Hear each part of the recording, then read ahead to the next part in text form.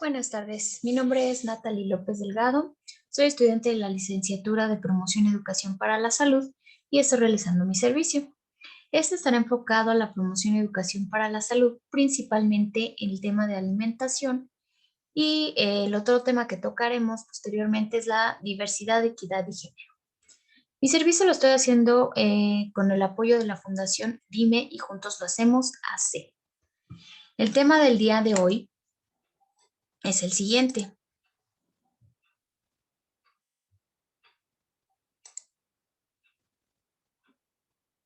Prevención de enfermedades metabólicas crónico-degenerativas. Vamos entonces a las preguntas detonadores que son, ¿qué son las enfermedades crónico-degenerativas? ¿Cómo nos contagiamos de estas enfermedades? ¿Cómo podemos prevenirnos de las enfermedades crónico-degenerativas? ¿Y qué importancia le debemos dar a estas enfermedades? Ok, comencemos entonces con el tema. Los mecanismos fisiopatológicos más importantes presentes en la mayoría de dichas enfermedades se resumen en la denominada tríada RIA, que son los radicales libres, estrés oxidativo, inflamación crónica de baja intensidad, autoinmunidad y apoptosis.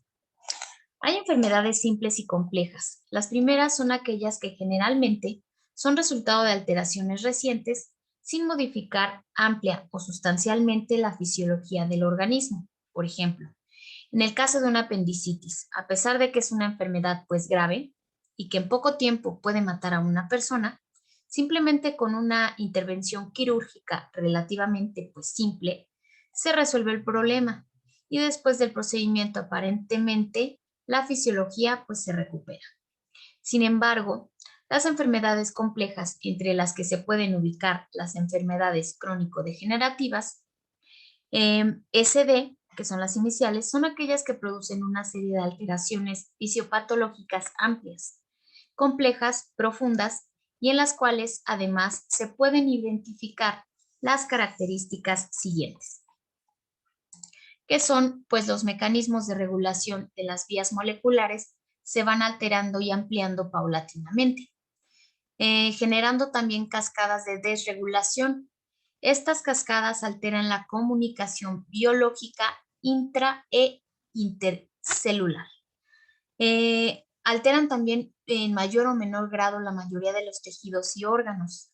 Hasta el momento, pues, no hay una solución terapéutica total ni definitiva que tiendan a tener un carácter crónico o progresivo.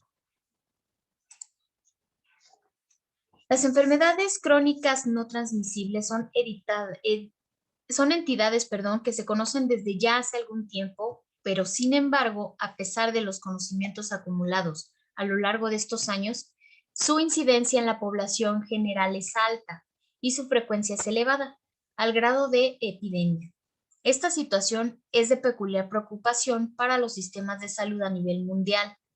México, por ejemplo, no es la excepción debido a que cada vez gente más joven, incluso los niños, sin duda están teniendo representan, un panorama desalentador desde el punto de vista tanto económico como calidad de vida y conduce a la población afectada a muerte prematura. Al igual que ocurre con las enfermedades oncológicas, el diagnóstico oportuno evita la progresión de este tipo de enfermedades. El laboratorio pues juega un papel importante para este fin porque si se puede diagnosticar una enfermedad a temprano proceso de esta, puede ser una mejor calidad de vida para el paciente. Desde el inicio del siglo pasado, los cambios ambientales, demográficos, económicos, sociales, culturales, aunados a los avances en el campo de la atención a la salud, han ido transformando las características de México y han influenciado el comportamiento epidemiológico de las enfermedades, así como las características relacionadas con la presencia de patología o muerte en la población mexicana. Esto trajo como consecuencia cambios en los estilos de vida y el surgimiento de exposición a otros tipos de riesgo, que se constituyen como los principales factores responsables de enfermedad. Entre ellos, estrés, tabaquismo, hipertensión arterial, sedentarismo patrón alimentario diferente compuesto por alimentos de alta densidad energética, el sobrepeso, por supuesto, obesidad y niveles de colesterol elevado. Las enfermedades crónicas no transmisibles se constituyen como uno de los mayores retos que enfrenta el sistema de salud debido al gran número de casos afectados, su creciente contribución a la mortalidad general, la aparición en edades cada vez más tempranas, el hecho de que son la causa más frecuente de incapacidad prematura, así como la complejidad y costo elevado de su tratamiento. La alimentación pues también juega un papel muy importante en este tipo de enfermedades. En la evolución humana ha presentado una transición a lo largo de la historia que va desde la obtención de fuentes de energía y proteína de frutas, verduras, nueces y raíces, y en los primeros homínidos hasta llegar a nuestros días, donde las principales modificaciones en la dieta son la mayor ingesta de energía a partir de grasas saturadas, ácidos grasos y ácidos grasos omega 6, lo que ha llevado sin lugar a dudas a la discordancia evolutiva.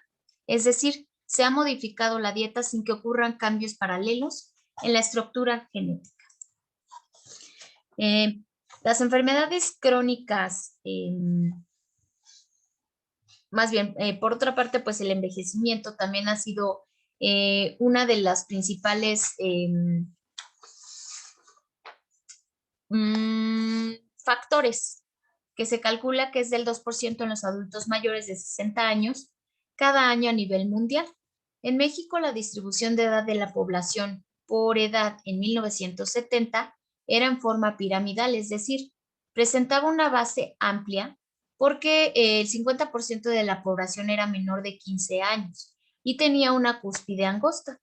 Para el año 2000, la pirámide se abultó en el centro debido al aumento de las personas en edades medias y la disminución de los menores de 5 años.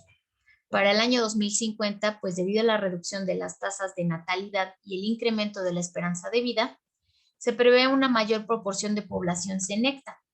Este comportamiento demográfico de México, junto con el aumento de sobrepeso y obesidad, agregará mayores condiciones de riesgo para la población adulta. Pues tenemos las complicaciones de las asociadas con ERC, incluyen una elevada mortalidad cardiovascular, síndrome anémico, empeoramiento de la calidad de vida, deterioro cognitivo y trastornos óseos y minerales que pueden culminar en fractura. Debemos también de ver que se origina como consecuencia de diversos factores de riesgo que se clasifican en factores de susceptibilidad, que son aquellos que aumentan la posibilidad de padecer esta enfermedad. La edad, por ejemplo, pues no es un factor determinante, pero la función renal se va deteriorando lentamente y progresivamente. La herencia, la raza, afecciones de tipo crónico degenerativo, sobre todo pues la diabetes mellitus, hipertensión arterial y la obesidad. También pues en la genética debemos de poner atención porque puede ser que algunos parientes cercanos tengan alguna enfermedad crónico-degenerativa y por genética pues también nos puede jugar una mala pasada. Los factores iniciadores son aquellos que pueden iniciar directamente el daño renal, como las enfermedades autoinmunes, infecciosas, obstructivas y los fármacos. Los factores de progresión, proteinuria, mal control de enfermedades crónicas y dislipidemias, que es lo que habíamos visto en el video anterior.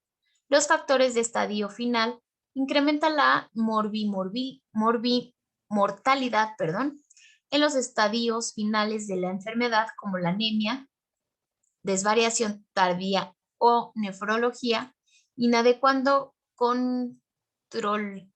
el control dialítico y alteraciones hidroeléctricas 45-46. Esta enfermedad no produce síntomas en los estadios iniciales, por lo que su detección temprana es difícil. Sin embargo, pues el reconocimiento de la patología en las etapas iniciales es fundamental para retardar su evolución, tornando posible la recuperación renal. La cuantificación de la excreción urinaria de albumina en orina de 24 horas en el estudio más recomendado es el estudio más recomendado para la evaluación del daño renal. Esto pues también se debe de hacer algunos estudios para poder verificar qué es lo que el diagnóstico que nos puede dar el médico inicial y a temprana evolución de la enfermedad. Existen 4 factores de riesgo principales que pueden ocasionar estas enfermedades y son los siguientes. El uso nocivo del alcohol. Al mismo tiempo, pues ciertos patrones de consumo son particularmente significativos para determinar muchos de los nocivos del alcohol. El volumen de alcohol consumido en una ocasión está relacionado con consecuencias agudas como intoxicación por alcohol, violencia y lesiones. Se estima que la prevalencia de HED, 60 gramos de alcohol puro al menos una vez al mes, es del 13.7% en las Américas y el 22% entre los bebedores, 1 de cada 5 bebedores. Cada ocasión se ocasiona con un alto riesgo de consecuencia aguda y cuanto mayor pues es la frecuencia de estas ocasiones, esta será mayor el riesgo de enfermedad crónica, incluyendo pues cáncer, cirrosis hepática y trastornos por consumo del alcohol. Otra sería la actividad física insuficiente. Esto también pues lo vimos anteriormente en los videos. La evidencia disponible también muestra que la actividad física está positivamente relacionada con la salud cardiorrespiratoria y metabólica en niños y jóvenes. Se esperan beneficios para la salud en la mayoría de los niños y jóvenes que acumulan 60 o más minutos de actividad física moderada o vigorosa al día. Pero desafortunadamente la obesidad ha alcanzado proporciones epidémicas en las Américas y los esfuerzos centrados en la alimentación saludable y la promoción de actividades físicas, pues desempeñan un papel preventivo importante. Las estimaciones notificadas sobre la actividad física insuficiente para el 2010 en adolescentes y poblaciones adultas son similares a nivel mundial, desgraciadamente.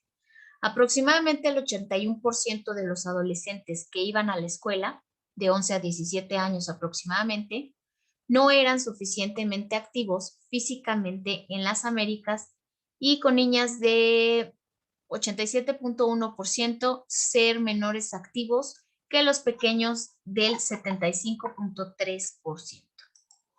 Pues esto realmente es muy preocupante porque sí deberíamos de enseñar a nuestros niños a tener un poco más de movilidad, ejercicio, para que puedan tener una buena calidad de vida, buena alimentación y que pues no caigan en la obesidad o el sedentarismo.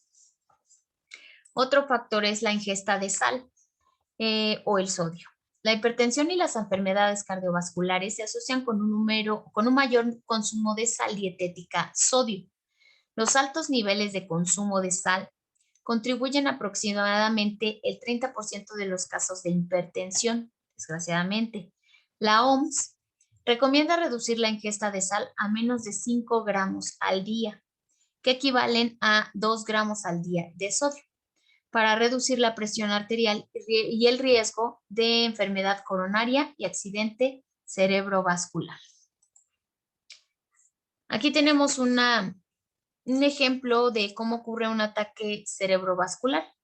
Dice, el ictus es una enfermedad cerebrovascular que afecta los vasos sanguíneos que suministran la sangre al cerebro y altera las funciones de determinadas regiones. ¿Cómo se produce? Pues la circulación sanguínea de una parte del cerebro se interrumpe. En el área afectada, la falta de oxígeno provoca lesiones o la muerte de tejido cerebral y es cuando se provoca un infarto cerebral. Los síntomas pues aparecen en el lado opuesto del cerebro que sufrió la lesión, que son la falta de sensibilidad y movilidad en cara, brazos y piernas, dolor de cabeza intenso, dificultad para hablar o comprender, vértigo, inestabilidad, pérdida de la visión. Los factores de riesgo pues es la edad avanzada, la herencia familiar, presión sanguínea elevada, si fuma, si toma alcohol o drogas, la diabetes, el colesterol alto y la enfermedad cardíaca. Yo como experiencia personal les puedo comentar que mi papá sufrió de un ataque de estos y estuvo mucho tiempo con medicamento y pues sí se vio muy afectado. Hasta la fecha pues ya no puede trabajar y ha tenido muchas complicaciones. También el consumo del tabaco pues es un factor de riesgo común de enfermedades cardiovasculares, el cáncer, enfermedades respiratorias crónicas y diabetes. También tiene una relación casualidad con muchas otras enfermedades y efectos adversos para la salud. La aplicación de las políticas de control de tabaco tendrá un impacto positivo en la disminución de la carga de las ENT. La carga de muerte, enfermedades y discapacidades relacionadas con las ENT afecta a todos, pero está muy concentrada en los países de ingresos bajos y medianos. Estas actúan como obstáculos clave para el desarrollo y el alivio de la pobreza y como tales pues forman parte de la Agenda de Desarrollo Sostenible.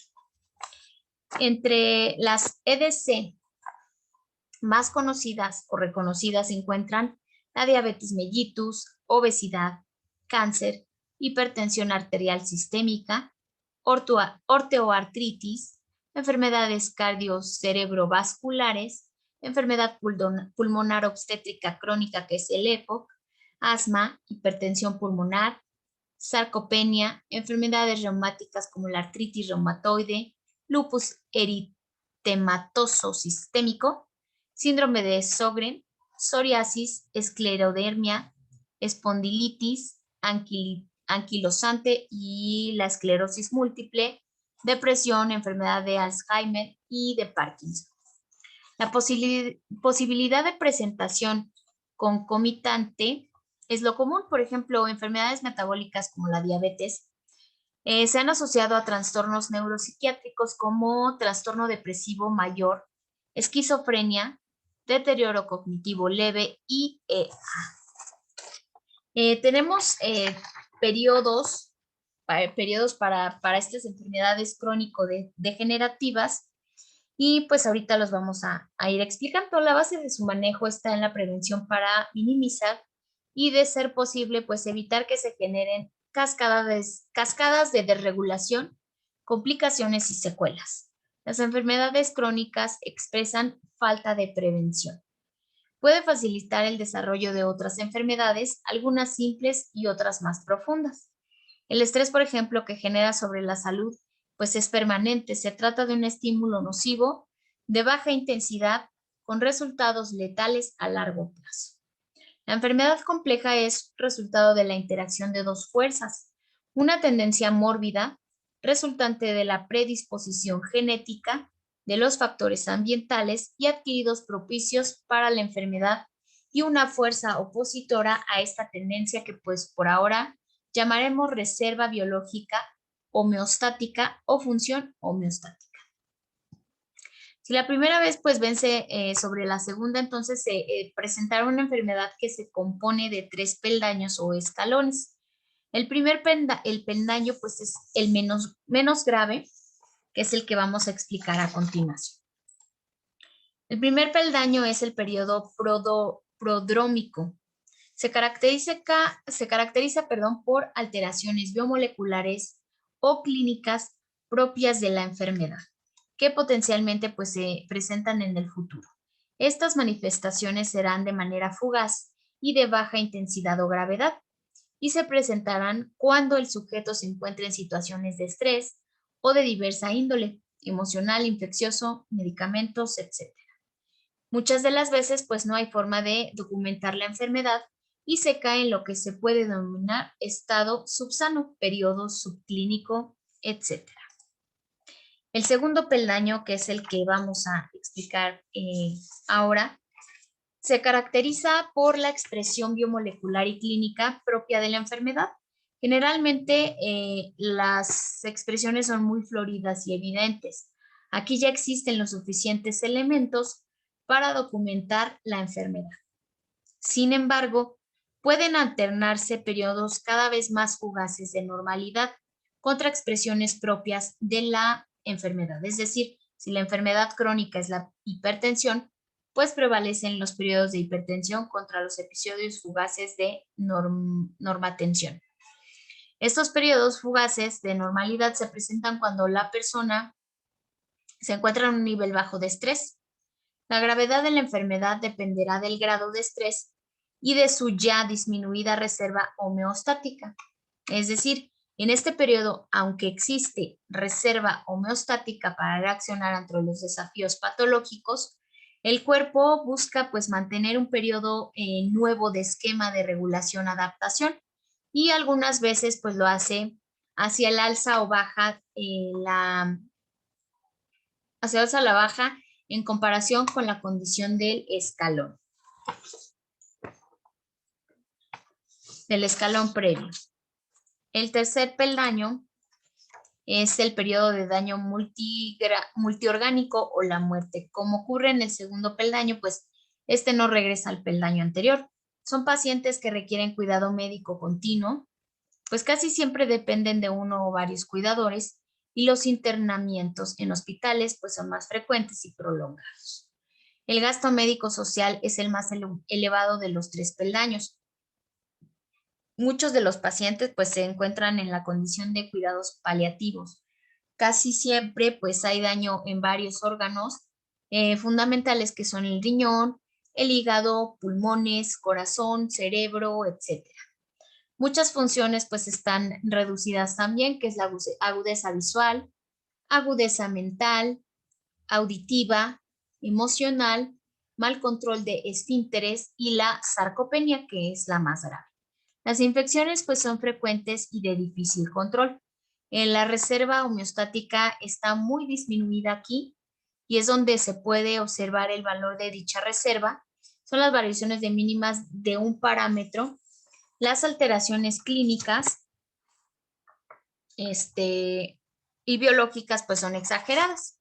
En un paciente, por ejemplo, diabético que padece de insuficiencia renal crónica terminal, con daño en el corazón o en el hígado, subir la ingesta de cloruro de sodio, pues son unos cuantos gramos, puede desencadenar reacciones patológicas desproporcionadas o desorganizadas. Sube o baja la presión, sube o baja la glucosa, etc. Es por eso que se debe de tener mucho cuidado con la ingesta de los alimentos. La insuficiencia renal crónica terminal, la insuficiencia cardíaca congestiva, la enfermedad cerebrovascular y la hipertensión pulmonar, pues son ejemplos de esta etapa. Aquí tenemos los ejemplos de las agudezas que presentan este peldaño, que es el más grave de las enfermedades crónico-degenerativas. Bueno, pues a las conclusiones que llegamos de este tema son los cambios del estilo de vida, pues, y la mayor esperanza para una vida mejor en los últimos años han modificado los patrones de enfermedad y de muerte en México. Nuestra pirámide poblacional, pues, determina que la mayoría de los adultos, el 75%, tienen menos de 55 años. Y a pesar de que la prevalencia y los factores de riesgo para desarrollar este tipo de enfermedades es mayor a partir de los 40 años. En datos absolutos, el número de millones de personas portadoras de estos factores de riesgo se ubica en la población económicamente activa. La pérdida de la salud conlleva a una serie de alteraciones en distintos ámbitos y en particular pues estas enfermedades crónicas, las cuales se caracterizan por un deterioro progresivo con consecuencias como complicaciones discapacitantes o mortales. Debemos de tener en cuenta que si nosotros pues tenemos algún síntoma que puede ser alguna enfermedad crónico-degenerativa, debemos de acudir inmediatamente al médico para que pues podamos tener un diagnóstico eficaz y a temprana,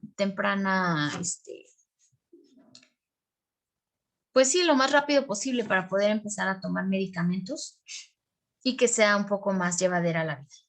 La prevención y el control de las enfermedades crónicas y degenerativas deben ser considerados como una prioridad para el sector salud, siendo su justificante el crecimiento en su incidencia, así como su letalidad.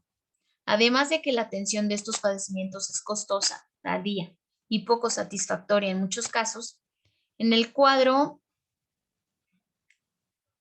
pues se propone el porcentaje de incumplimiento de algunas de las metas de tratamientos propuestos en las unidades médicas de especialidad, en donde es indispensable contar con los resultados de los exámenes de laboratorio para el diagnóstico y seguimiento de estas enfermedades. Es de suma importancia también saber que estas enfermedades pues ya no tienen cura, desgraciadamente, nada más se lleva un diagnóstico, se lleva un tratamiento ya de por vida para poder llevar una vida pues más saludable o llevadera y que podamos tener pues una mejor calidad de vida y podamos sobrellevar la enfermedad. Pues por mi parte ha sido todo. Yo espero que les haya servido de mucho esta información y pues nos vamos a ver más adelante con más temas. Este tema lo vamos a partir un poquito porque vamos a explicar cada una de las enfermedades posteriormente en cada plática. Espero que tengan muy bonito día y los veo muy pronto. Gracias.